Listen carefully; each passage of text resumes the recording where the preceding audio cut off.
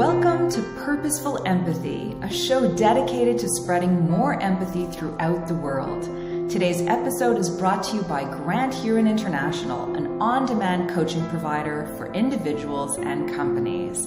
Thanks for watching, and I hope you enjoy the show. So welcome to another episode of Purposeful Empathy. Today I'm joined by Ed Kirwan, who's a former secondary school teacher from North London, and today he's a filmmaker and the founder of Empathy Week. So welcome, Ed. Thank you very much. Lovely to be here. Now, Empathy Week is a global education program that uses the power of film to develop skills like empathy, leadership, and resilience in young people. Love it. It also provides a platform and opportunity for young people to turn empathy into action through empathy action projects. Love it, love it, love it. Last year was the first year of Empathy Week, and schools in 48 countries across 6 continents took part. This year, Empathy Week is taking place February 22nd to 26th, and your vision is to build the empathy generation, a generation of young people who leave school as empathic leaders. I am so excited to have this conversation with you. Tell our listeners and viewers a little bit about yourself and the backstory to Empathy Week that kind of like led to this moment in time. Yeah, I was just thinking as you were saying that we couldn't get the words empathy in there anymore, could we? Just empathy. But yeah, no, thank you for that introduction. It's lovely, and it's also nice. I think when I've been so busy at the moment, kind of getting it all together, that to hear someone else say it, because it makes me think, oh, okay, right, we're on the right track, or we're doing something good. So my backstory is that I was typical, I would say, young lad who went to uni, loved uni, played sport, got my degree, kind of was focused on myself. And I then did a program called Teach First, which lots of people around the world will be familiar maybe with their local country version. So if you're in America, Teach for America, or Nepal, Teach for Nepal, or, Teach for All organizations. And I was basically thrown into a school in North London for a minimum of 2 years, serving kind of an underprivileged community, or a school that has students that on the poverty line, not all, but a complete mix of students. And I absolutely love teaching. I'm a passionate educator. I am still a teacher, despite the fact I'm not in a classroom. I'm still an educator, and I think it's probably one of the most important, if not the most important job in the world. It's one of the only jobs where everyone knows what that person does. Everyone's hopefully been through school. Not everyone in the world, unfortunately, goes to school, but everyone knows teachers and what they do. And everyone has kind of a teacher that's left an impression on them, whether that's positive or negative, hopefully more positives. And I loved it. But what I found teaching in my 3 years that I was teaching was that it wasn't to get my students to a level of success. And I say success like that because success is academically successful in the eyes of education systems, and that's probably a whole other talk and discussion. But to get to them to that level of confidence, and to even get them to try and accept failure and work towards that, I had to understand them as humans, and I had to understand who is in my class. It's not just, okay, this is a science classroom of 14-year-olds who are at this level of education. It's actually, no, that person has 2 brothers and 1 sister, and one of their sister's disabled, and that's why maybe they don't do homework because they have to help their mum do that. Or that boy goes and picks up his 2 brothers from school and lives in a 1-bed flat with his mum and doesn't have a dad and has never known his dad.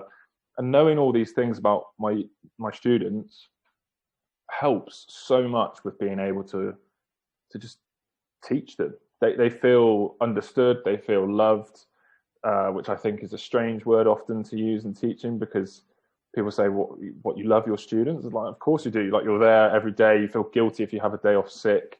Most teachers don't ever take days off sick because they're just like, I have to be there. I have to be there for my students. And I learned I never called it empathy when I was teaching. I never really thought of it, to be honest. But I became a bit of I don't know what the word is. I was really interested in behavior, and I became quite good at it, or controlling kids in a way that allowed them to express themselves, but also get on with their work. And that meant letting some things slide and stamping down on other things. But the thing that I said, I remember sending out a young lad once to just cool off outside. And I think he thought I was going to come out and shout at him. And I just said to him, look, what you've done, and I think he'd thrown like a rock or something at another kid's head. I said, what you've done is not excusable, but there's a reason for it. There's a reason why you're misbehaving. So, and that's the kind of the tagline I go across today. Like every action, there's a reason behind it, but there's never an excuse. Mm-hmm. And getting them to realize that and asking them then, have you had breakfast? What's going on at home? What are you tell me about you. And them understanding that I'm asking that genuinely and because I am curious, opened up then the respect. And then once they respect you, they do want to work for you. And I don't have to put on extra revision classes because I know that they come to my lesson, they enjoy my subject, and they'll do the work themselves. And I think that's the greatest gift any school or teacher can do, is instill a love of learning and instill a level of discipline in the child that means that they do it when you're not there. Because what's the point in just standing over a child to make sure that they do something because we think it's the right thing for them to do? So that's kind of my passionate area and my teaching background. And I had one group in particular who called themselves the U Gang, which was a group of young boys who were failing. Sorry, there's an ambulance going past. I live right on a road in London, which is very noisy. But yeah, I called themselves the U Gang, and they were ultimately petrified of failure. There were 24 boys. The school had decided to all put these boys in one class, even though it's a co-educational school, because they would disrupt. If you put one of them in another class, they would disrupt it. And they were all failing. They'd all failed their mocks. They'd come up the stairs. And ultimately, it was through just grinding away at them and making them understand me, but me understand them, but also make them understand the fact that they're lucky to even be going to school. This was also at the time of a refugee crisis and the Syrian war, which is still going on. But, I had Syrian refugees at school, and there were Afghan refugees at school that I taught. And you'd be like, your parents have fled. Some of your parents have fled. Some of your parents are your first generation English, British in this country. Go home and ask your parents why they came here. They came here for you to have this opportunity to sit here, and opening their eyes to the world.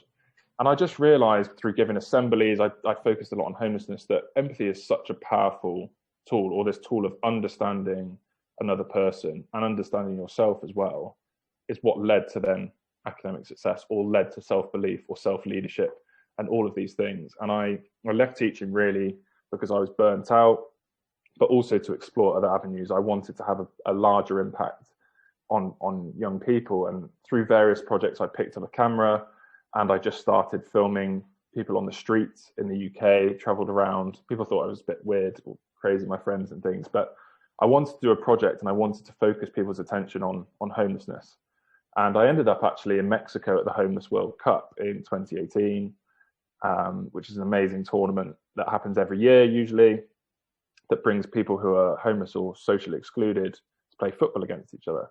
And that's where I met the Indian team and the organization behind the Indian team, Slum Soccer, who take young people out of slum communities and literally play football with them, train them up to be coaches or players, whilst also educating them, giving them some schooling, and basically a sense of belonging, which is actually what we're all longing for, right? This sense of purpose and belonging and feeling that we matter in the world or our community. And I went out there in April 2019, and that's where kind of Empathy Week sparked. It was like, right, I'm an educator, I'm a teacher. I was there to help them develop a leadership course using my kind of background, my master's background, but also my teaching background. And I had my filmmaking. I was like, this is a perfect blend to film the lives of people, not to pity them, not to have, poverty porn and to show, oh, look, this is a slum and this is how people wash. Absolutely not, none of that. But to show this is a person, a young Saturn as an example of a perfect, one of the stories from that year where she lives in a one-room flat in Mumbai, but convinced her dad to let her play football, and her brother died, and she uses it as a way to excel and a way to, and she doesn't wish for all of these things. She says that in the story. I don't wish for it. I used to want an iPhone. I used to want this. I want that. But she realizes that actually what she needs is football and community and family. And then to take that and use it as a film and show that to students across the world, that's so powerful, because then other young people stood up and said, I've never met this girl. I never probably will meet this girl. I may never go to India, but I can understand where she's coming from. And I see a bit of myself in her, and bits that I don't see of myself in her, I now understand more about another culture, more about another person. So it sparks all these conversations. And that's kind of how Empathy Week started. Sorry, it's a very long introduction into it, but I'm so happy to hear that, because first of all, you reminded me of the work of Nell Noddings, who talks about care, and a couple of other people. I'm just remembering sort of like my own thesis work, that, you know, if you care deeply and love your students, they feel it. And with that comes the capacity to learn, right? Because they're present, because they feel like they're being seen, you know? And so I'm just grateful for that part of it. And then also, I had no idea about this this competition, this World Games. I had no idea. So I'm gonna have to check that out. That sounds really fascinating. And now it was, what did you study in college? You were a scientist. You studied physics or chemistry? I studied biochemistry and biochemistry. And now you're a social entrepreneur. Yeah. So I did a bit of a flip. I studied biochemistry, and then I taught science. I was actually a head of chemistry at my school, and I love science and I found it great. But I would end up, and you know, my old head teacher probably never listened to this anyway, but you know, I did spend sometimes whole lessons just going off on one about what was going on in the world. I don't know if you've ever seen The White Helmet on Netflix. It's about the must watch. Okay. It's only about an hour long. It won an Oscar actually, and it's about a group of Syrian volunteers who were the first responders to any kind of airstrike. And actually, the opening scene, and I remember so distinctly, and I won't name any of my students, but one girl in my year 11 class, so 15, 16 years old, complaining about a 15-minute homework that I'd given them, when I should have given them probably more anyway, because she had a party at the weekend. And I lost it, not in the sense of shouting. I just went, everyone put your pen and paper down, don't touch a thing. And I was just in silence, and I used to do this quite a lot with students. Just be silent. It makes them a bit uneasy and a bit nervous. We're so used to noise and sound and fighting fire with fire. But if you're silent with students, they really listen, and then they also become a bit nervous, especially if you're looking at them. And I used to do this to grab their attention. They knew stuff was going to go down. I put on the White Helmets introduction, and the first scene is these men running into a bombed out building, and they come out screaming, "God is great, Allah Akbar, Allah Akbar," because they've brought a child out, and there's this girl in their arms. And then 2-3 seconds later, you just hear, and a bomb goes into the building, and it just goes black. And that's the opening scene, because they were wearing GoPros and video cameras. And you just think, and I remember just showing them that little bit, turning it off, and it was just silent. It was just dead silent. And, you know, I had probably 30 kids in that class, and I probably had 10 nationalities, maybe more, 10 different countries. And I said, if you are complaining about 15 minutes of homework for the joy and the gift that education has, you have no idea. You have no idea what's going on. I have no idea. We all live in a bubble, but this is going on in the world. And you can't do 15 minutes of homework to have a better education. Monday morning, 100% return rate on homework. Everyone did it. Perfect, great, move on. But I spent the whole lesson basically then getting news channels up, exposing them to the world, because they are stuck on their phones, but they're looking at content that is not good. And I mean, we'll probably come on to this, but maybe it's the good time now, is that it's not to say technology is bad. It's not to say social media is bad. In fact, the evidence is inconclusive. You know, there's reports being done by public health bodies in the UK anyway, that say actually social media is a great way to actually support young people in issues and causes that they care about and things that they're feeling, and young people can feel very supported in an online community. The problem is that they're seeing all the rubbish, and they're seeing people in bikinis in Dubai, and then they're seeing people selling protein powder and for aesthetics, and the algorithms are keeping these things at the top of the search page. What we need to do is show young people how to use the internet, how to read, not just read one news source because you agree with it. Read a lot of them. Don't just follow one person on Twitter or a group of people on Twitter. Follow people that you disagree with as well. Actually, not because you agree with them, just because you can then get a sense of the world around you. And I think that's the greater thing about Empathy Week, is empathy is not about being kind. Empathy can lead to kindness, and that's a great, outcome of empathy. But empathy for us, and how we describe it, is essentially holding space for another person to turn up as they are, and for them to be understood as they are. And that takes time, unfortunately, in a world where we seek instant validation for a lot of things. It takes time, it takes effort, and it's a skill, and it's a muscle that has to be developed over time. And I think that's maybe the problem with it, and trying to get it into schools, is that it does take time, and schools and teachers are probably some of the most time constrained people in the world. But yeah, that's I think so important. So tell me a little bit about the mechanics of Empathy Week. Like, what can people expect out of the Feb 22nd to 26th? And maybe also as a follow-up to that is like some of the things that you learned from having done it last year that were really big takeaways that you hadn't anticipated, that you were hoping for, like impact-wise. Yeah, sure. So the way that the week works each year is that we have 5 films with 5 different people. So we focus on one person each day, and we show their film 10 minutes long for secondary age students in the UK. So that's 11 to 18. Around the world, we'll watch the 10-minute version. We now, from last year, have a younger age version. So we actually now go from ages 5 to 18.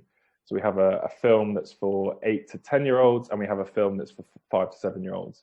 And the 5 to 7-year-olds is a lot shorter, 3 to 4 minutes. It's mainly for them to see the person and see what they're saying. But it's great because that's the idea, is that over time, students who take part in Empathy Week each year will watch 5 people each year. So that's 65 different lives by the time you're 18 and you leave school, from 13 different countries. And that's how we're going to build what we're saying, the empathy generation. But in terms of like the actual mechanics of it, you watch the film and it's integrated around a lesson. And having been teachers that use, filming it and also making the resources, we understand the time constraints. So what we've done is made a 15-minute version, which is either an assembly or a registration version. But if you want, you can also do the 30-minute version, which is a lesson, and or a 60-minute version. So as a school, you have the choice to decide. So we've made it very structured as a school. You can take it and run it exactly as it is and run it all the way through. Or if you're stretched for time, you can be flexible and say, actually, no, we're going to do the 15-minute version, but we'll use the resources in a lesson later on. And that's really where the power of it and the impacts come through, because we actually designed it to only be the UK schools last year. And then through the support that we got from other educational organisations that shared it just, schools started downloading it and wanting to use it and engaging with it, which is great. So is there a price to watch, to engage? So we make it free for all state and government schools, and we charge private schools, we charge fee-paying schools, and that's because we believe that's the right thing to do. So we're not a charity, and I have no qualms with hiding that. We are a for-profit organisation, and I again believe that is the best way, having looked at charities, having looked at social enterprises, having looked at businesses.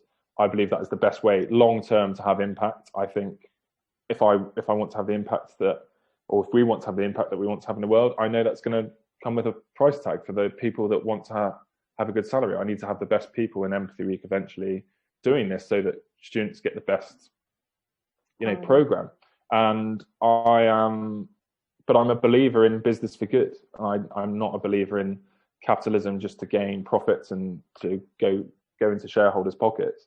It's a vision to build the empathy generation, right? So if we're putting a price tag on a school in Nigeria that only has a blackboard and they have one projector and maybe one laptop, how are they going to pay for it?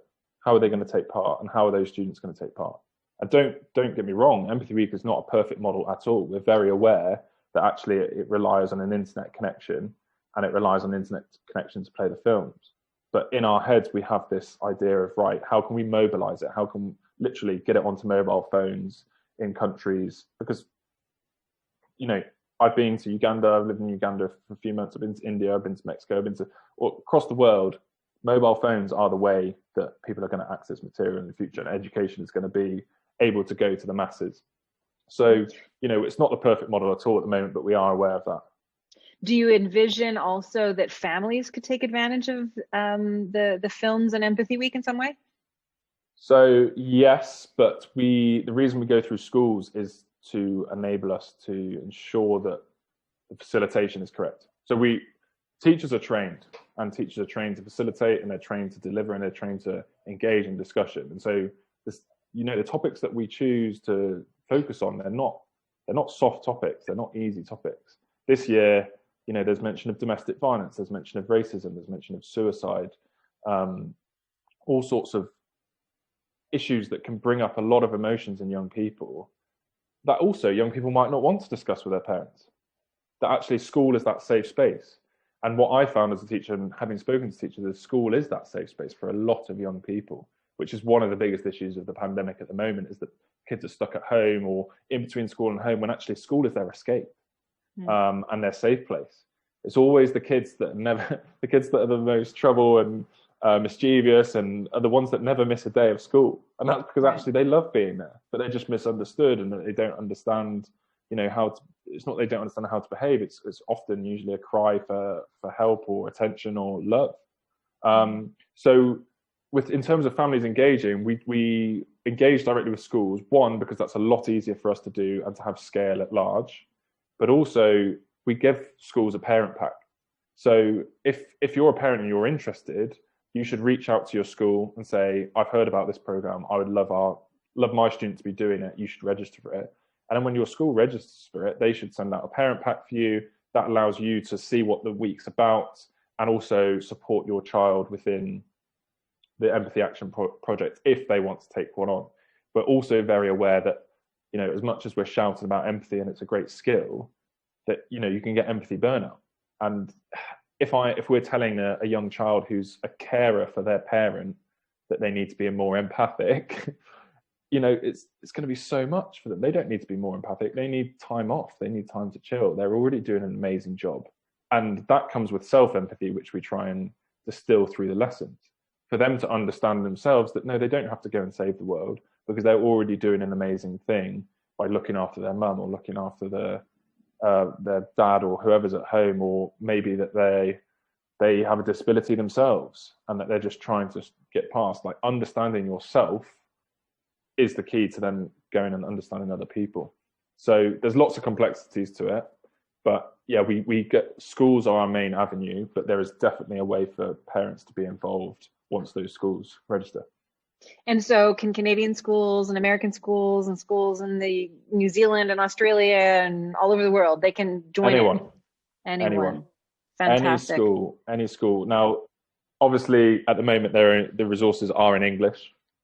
Again, another limitation which we're aware of, but at the same time, perhaps teachers can translate them, or there's a way to do that. And eventually, I hope to work with, you know, governments and government bodies to make sure that those resources are translated, so that everyone can do that. But at the moment, yeah, anyone can register. I mean, we're in 40 plus countries this year.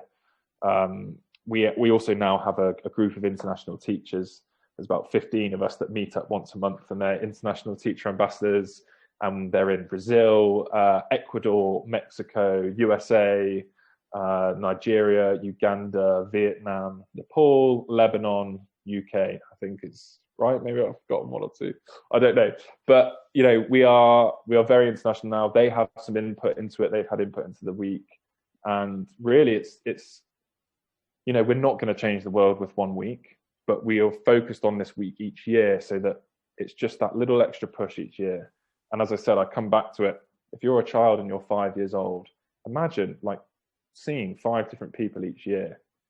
And then next year you see a different 5 people. And then as you grow up, you then start to take on, you'll build on the empathy action project that you did last year. And you realize what empathy actually means and stands for, and how to utilize it as a skill.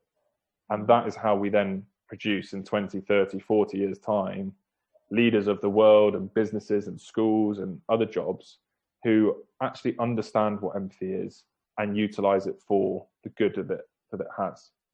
Yeah, I'm just, you know, maybe this is not a question for our conversation. Maybe this would be offline, but I'm thinking of a business model that, you know, Empathy Week, Netflix style, where you have like an entire array of stories that you draw from, and it doesn't have to stay within the, you know, constraints of 1 week, but actually any teacher, anytime, any place can draw from the bank of stories. Last question, do you, you're the filmmaker of these 5 films, but do you allow people to submit films for entry, or are you thinking about kind of engaging people that way? So yeah, great question. We produce the films, and that's kind of the concept. But with the Empathy Action Project, last year it was all over the place because of COVID and lockdowns, and we made it virtual, and we said, you know, submit a 10-slide PowerPoint presentation showing your thing. This year we've said, submit whatever you want, because the education system is broken, and it's judging, no matter where you are in the world, I believe that, it's judging young people on an ability to do the same thing, but everyone's different. So we're saying, you know, when schools then go on to submit the projects that students have done, we also have a cover form, which gives us some context. You know, how many devices do your students have? Do your students have access to the internet? Because that does make a difference on what you can do, obviously. So we need to take that into consideration. But students, if they produce a film, amazing. Song, a poem. I mean, look at the inauguration, right? How amazing. Amanda, the young girl who did a poem. I mean, if someone delivers something like that, I'll be astounded. So yeah, they can film, song, presentation, book, story, dance, drama, anything. Does that mean everything that gets submitted to you will also be on the website for other people to see afterwards? Is there some kind of, you know, public celebration? Okay. Absolutely. So we have the Global Empathy Awards, which is a virtual invite-only event for these students across the world that get shortlisted. And we have an amazing set of judges. We have Dr. Melissa Collins, who's actually a US elementary school teacher, but was in the global top 50 teacher prize. We've got Gavin Dykes, who's the director of the Education World Forum. And we've got Professor Jer Grouse, who is the Global Director of Education for Kidzania. So they're the 3 judges who are going to be looking at projects and then be running the event.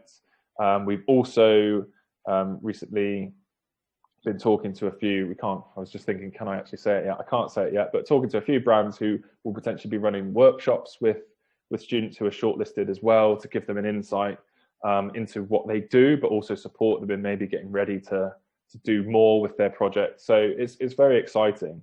And we also have this year an empathy wall. So if you go on empathy-week.com/empathy wall, it's empty at the moment, but hopefully as the week goes on and throughout the time, students and teachers and parents can upload work that their children are doing to that and actually have their name and where they've come from and their country celebrated, because that's such an important thing. Young people want to be seen and heard, and whether that's physically or online, it's just as important, and we want to give that opportunity to young people.